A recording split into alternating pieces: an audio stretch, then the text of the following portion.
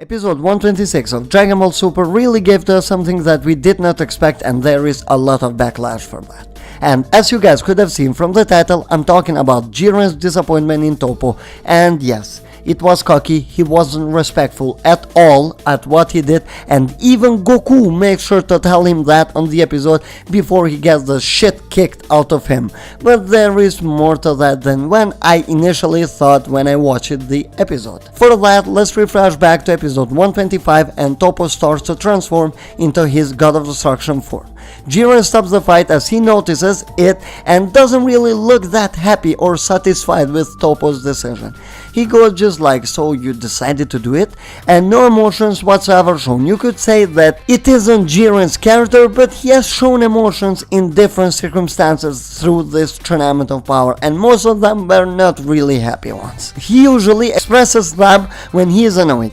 Toppo's decision didn't really seem to hold that well with Jiren, but whatever. Not Jiren's decision, and he did let it slide. Episode 126 comes around and Jiren and Toppo decide to work together and take out Goku and Vegeta. The Saiyans were becoming really annoying, so it's better to take them out now.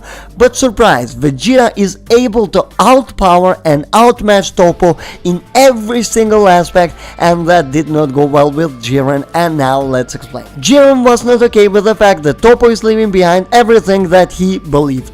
Jiren's share of respect for Toppo was that because he withstood with his point of view and didn't give up. Toppo wanted justice and he believed in justice, and Jiren gave him respect for that, as Jiren is usually seen to talking only to Toppo, Dispo and Belmont, the God of Destruction. He doesn't really care about the others, and it is kinda obvious why. They're not on the same league and probably don't have anything to be recognized with. But Toppo did have that, and it was his strong will for justice. And that is what created a bit of friendship between Jiren and Toppo, as we don't know how far the connections of these two go. Toppo seems to have knowledge about Jiren's wish and supports him, so I would assume that they are quite close with each other. Not completely, because Jiren is clearly a guy who does not like and doesn't really want to be close and surrounded by people, but on his standards and from his perspective, it is pretty close. And Jiren, who had found respect for Toppo's justice, who actually liked that Toppo always kept that point of view, got disappointed when Toppo threw everything away just for power. Despite it having a good purpose, you might say, and it was of course survival, Toppo threw his life away and all of his memories by doing that. He sacrificed everything for power. And now, before I move on with Jiren, I have to talk first about Vegeta, because it is kind of the same circumstances. And now Vegeta comes into place, and Vegeta had done the exact same thing when he gave himself to Babidi. He sacrifices himself, all what he built for Babidi in order to beat Kakarot to gain that power, and Vegeta knew exactly what Toppo had done and how wrong was that. Standing up for your point of view is something very important and something that defines a person. Vegeta did not gain his power up out of nothing. His feelings made that possible, and you can see that from their fight, Vegeta really does despise Toppo. He even tells him straight up, you think you can beat me with this kind of power? Just to remind him that what Toppo did was a stupid thing, and that is not going to take him anywhere. And now back to Jiren. When seeing that scene, Jiren actually gained respect for Vegeta, as we could see that he shows appreciation at the end of the episode and despises his teammate who did the wrong thing. He indeed does calculate the worthy people by their power, but he actually showed that the point of view and what they stand for, it is very important. Same case in episode 122, also by telling Vegeta that his attacks and punches are arrogant. He does indeed value what's inside of person, and he even shows respect to Vegeta in 123 by calling him warrior. Jiren doesn't really call many people like that, as Belmont and the Supreme Kai from Universe 11 point that out. It was a big deal. And now to a bigger point and the whole point of this video. What Jiren did with telling Toppo or calling him a disappointment was still wrong. no matter how he saw that, Jiren did indeed put his teammate down in front of everybody by humiliating him and showing it to him that he is a bigger man. I have said a lot of times that I do like Jiren's character because he's not like most of the other antagonists, just talking. He is more of the action type of person, and I do indeed enjoy that. He gets little to nothing development, and it might turn out boring, but I do enjoy that his character is different. You can clearly see he is different from all the others, and that's not just in power. Jiren does indeed fight for justice, and that's why he was even more annoyed at Toppo.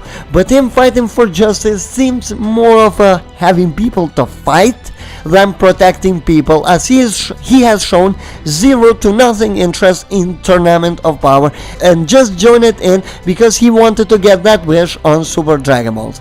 And when it comes to that, Toppo has shown support to him while Jiren paid him back by bringing him down, and that is why I think that Jiren did something really wrong. He's not a bad guy or villain, but indeed Jiren is cocky as a character and doesn't really give two fucks about anything but himself. He is very selfish, but once again I do enjoy such characters because, you know, this could put him somewhere else. We still have quite some episodes to see, and his character might get development since now he is starting to show his power and he is looking to be more talking type of person. Just a little bit, but that is what is making him special. But one thing that I have to say is that I understand the problem that people are making out of the episode and what Jiren and also Vegeta did. But the idea and concept behind it is very good and something I did enjoy to study a little bit and try to understand it a bit more. But the delivery was very poor from Ayumi Isao, who wrote this episode and didn't really do a great job with it at all. That's why in such episodes you want better writers in order to let them shine through. So guys, I hope you just understood where I'm coming from. Jiren calling Toppo a disappointment was just him expressing his feelings of disappointment at Toppo, who threw everything away for power, and not even that power was enough. That is where Jiren is coming from, and that is where Vegeta came from too. Vegeta did that, and Vegeta has more experience with that and basically told him, you stupid fuck, that is the wrong way. You always have to stand for your pride, for your promises, and more importantly from your point of view and how you see the world and everything. You have to stand for that and fight for that. Vegeta did that, and that is why he won, and that is even why Jiren acknowledged that and actually showed appreciation to Vegeta, despite this being a fight where Jiren could be erased completely. He still doesn't believe that because he makes sure to tell everyone that now it's time to show you what a real power looks like, but still Jiren shows appreciation to Vegeta and despises his teammate just because Jiren holds that same point of view. We still don't know what his really purpose is or things like this, and that is kind of wrong and something that Toei writers, Toriyama or whoever decided did the wrong thing.